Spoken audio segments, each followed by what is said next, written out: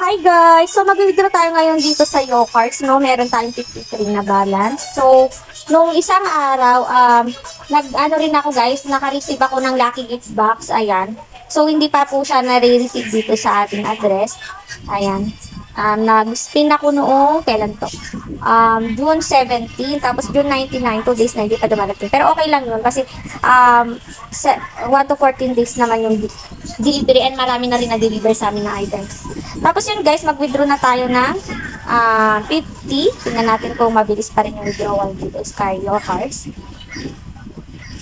Bear with me guys, medyo lag, no? Ito tayo na, 50. Sana hindi pa mawala si Locals guys. No? Kasi medyo malaki na rin yung ating kinita dito. No?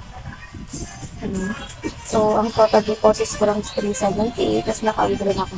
3,300 lahat. So, tara natin ito. Okay? So, yun guys. Dumating na rin yung withdraw ko sa Locals. Ayan, 50 pesos. Ilalagay ko na lang yung proof na sa isa kong kasi hindi kasi. Ayan na guys, dumating na yung aking withdraw. You have received 50 pesos Gcash. So, still paying pa rin talaga si Yocards. Pero, hindi natin alam kung kailan sila mawawala kasi medyo marami na rin payment.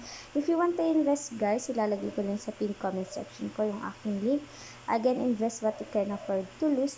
And, thank you for watching and happy earnings guys. Please subscribe to my channel. Bye!